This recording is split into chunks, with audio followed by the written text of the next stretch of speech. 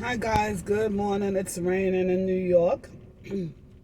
This is Rosa from Rosa's Resources, and you guys could find me on rosasresources.biz. That's Rosas with a S, resources with a S dot biz. Um, I'm coming here this morning just to say good morning and give you guys some inspiration, I guess, and just to share my experience of going through domestic violence, aka also narcissistic alleged abuse. Guys, I have to say alleged because the person is not diagnosed yet, but based on his characteristic, it's a go for me. Um, I guess I'm in the discard phase of his cycle, but from my cycle, I'm actually in. I've been discarded for 3 months now. I'm actually in what you would call the recovery phase because I accept it now, and I'm not looking back. I'm moving forward and walking in the purpose that I was brought here in this world to do. I've been with my person for 25 years, living happily, I thought, for 20 years. Everything happened 4 years ago when my abuser actually wrapped his hands around my neck. That was the eye awakening for me, you know? It was physical at first. It started physically 4 years ago. And the person was put out of the house. And it's just been an eye-opening experience to me. You know, I went back and forth, taking him back. And the cycle only gets worse when you go back, guys. Now, in retrospect, looking back, you know? After the physical abuse, then um, the cheating, the triangulation. But at this time when he tried to triangulate me, I saw everything clear as day because I was praying to God and asking God to show me everything, you know? Because I was picking up on some things. I'm an empath. And that's one of the things I want you guys to do. When you have that internal feeling, don't dismiss it. It's telling you everything you need to know, you know? I'm gonna share one story with you guys. This is gonna be like really. So anyway, he tried to draw me into a triangulation between the person he's dealing with now, and I saw everything clear as day. You know, I actually walked into the space, and the lady was standing in the door, and he was spraying the bed so vigorously. You know, early in the morning when I went to his location, because again, the back and forth. You know, so he was staying in a room and he triangulated me. But at the triangulation, the morning when I went over there, he was spraying the bed like crazy, and I'm like, why is he spraying the bed like crazy with Febreze? But so angry, um, so aggressively, you know. And I'm like, what the hell? This don't look right. Why is he so like upset, you know? And he never looked up at me. He never gave me eye contact. He never looked up on me. And the lady, she never, ever, ever even acknowledged me. You know what I mean? So that was my awakening, and that was it. That was my boundary right there. I was not going to let this person drag me down to the ground. I know who I am. And at that point, I had to take a stand. And that's my story, guys. I took a stand and started my divorce process. And I'm moving forward with my life, but I'm just coming here to say, guys, you just got to pay attention, you know. The one thing I know that I did in this relationship was I gave too much. I gave myself. This is one relationship, because I'm thinking, right, it's my husband, so yeah, I'm going to give him 100%.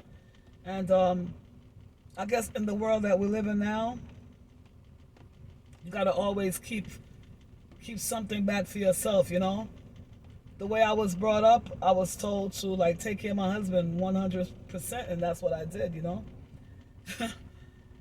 Anyway, I kind of got off the story, but the triangulation game is real, guys. Like, You just pay attention to your intuition, and that little person talking to you inside, that little God, I call it God, my instincts, the Holy Ghost talking to me inside. It's real, guys. Pay attention to it.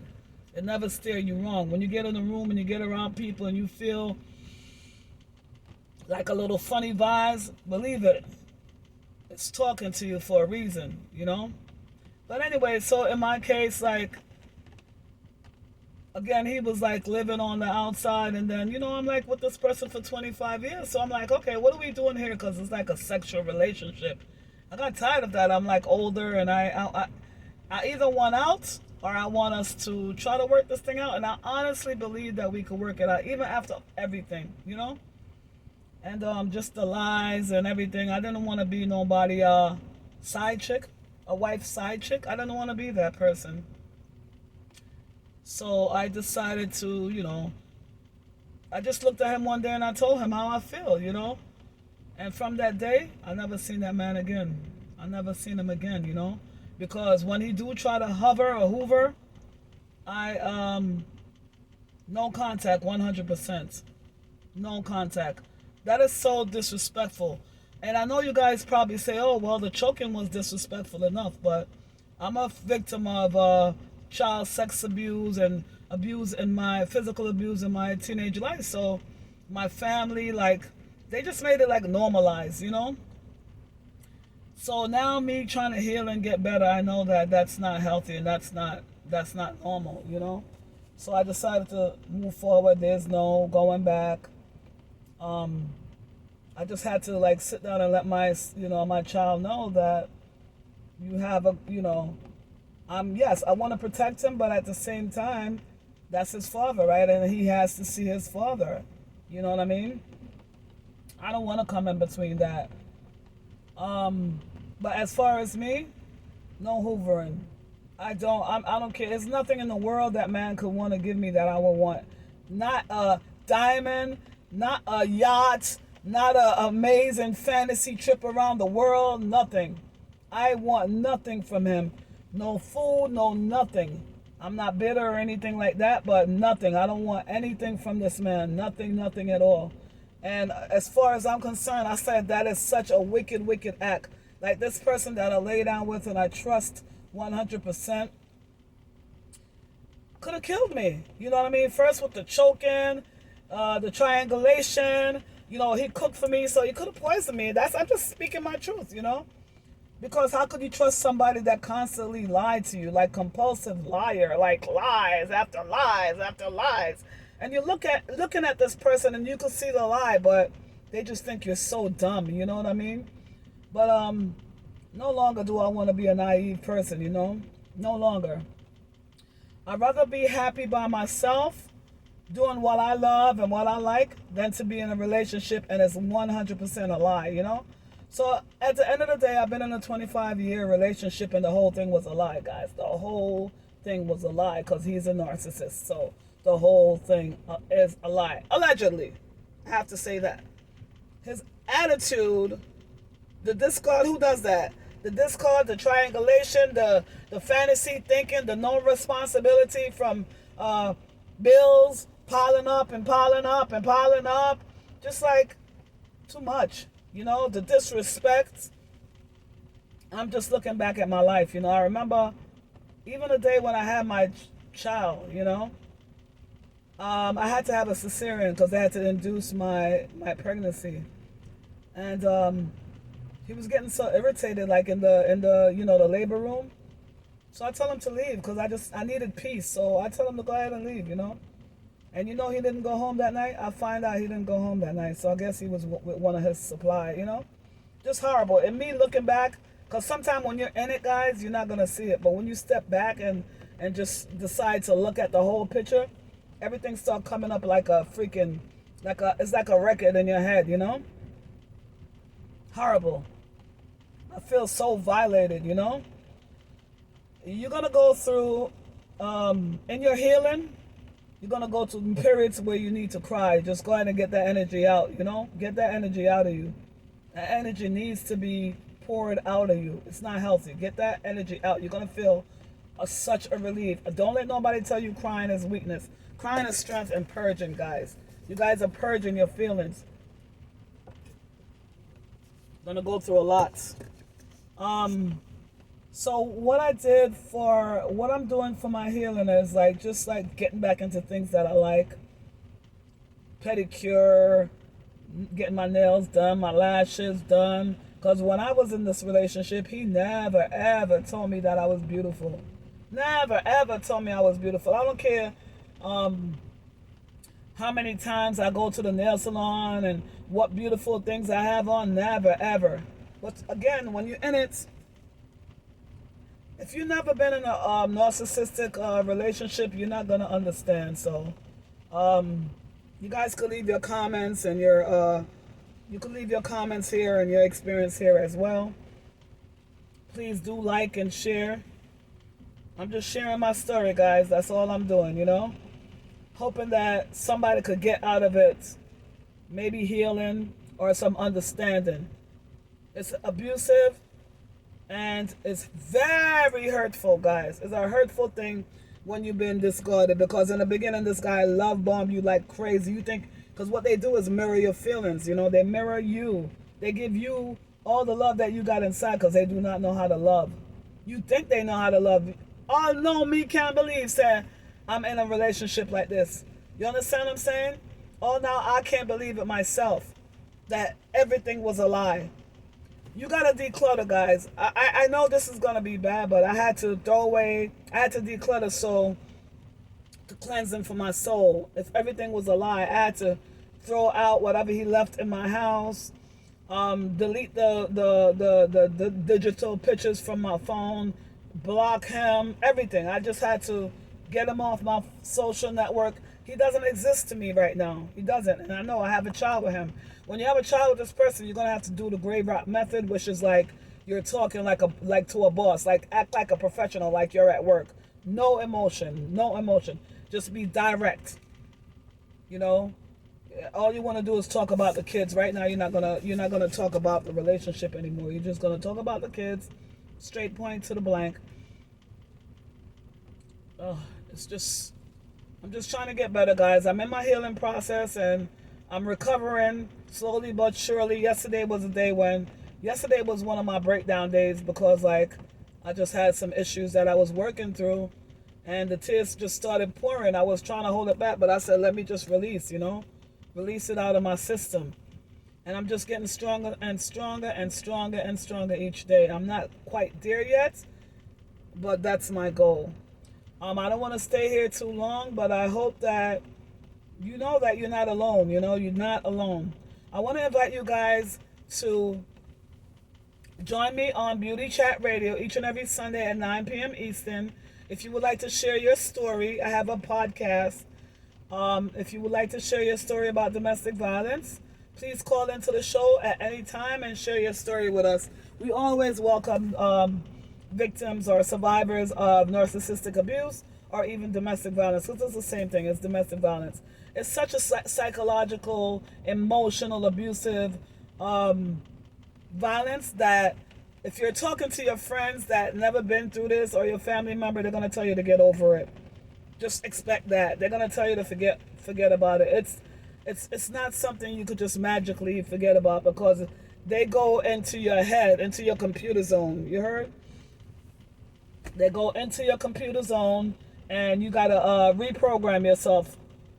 They could feel your feelings, guys. I'm an empath and I could feel his feelings as well. When I stood silent and started picking up on his feelings, I felt every pain that man had.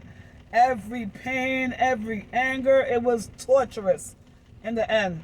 I felt everything that this man felt. And I'm trying not to right now, even though he's in a different space, and I know if you guys are not empaths, you can't understand, but I just try not to dwell on it or not to think about him at all because I don't want to pick up on his energy. It goes in your sleep, and it's a dynamic, it's a devious, devilish entity, guys. these narcissists, something happened in their childhood, and they just decided that they didn't never want to love again, and they basically sign a contract with the devil. That's what it is.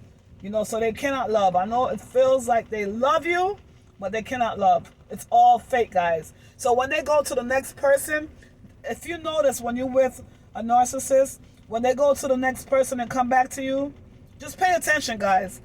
Even the sex is different. They talking to you different. If they called you honey, now they calling you baby. So they pick up from that person. They pick up each pieces of each person that they're dealing with, because that's what they do. They steal your identity. I just want you guys to be clear on that.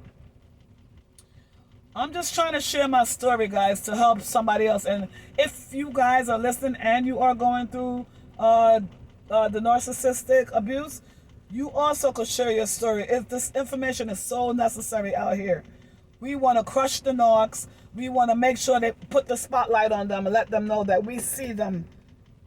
They cannot get away with this. This should be against the law. It's severely abusive, guys, because you're going to this is the most sadistic form of domestic violence that you could go through. If you get out of this form of domestic violence without committing suicide, you are absolutely strong and you are walking in your purpose after this relationship. Let me tell you, you got financial abuse, spiritual abuse, emotional abuse, psychological abuse, physical abuse sometimes. Well, I'm not going to say sometimes, because it will be physical abuse, guys.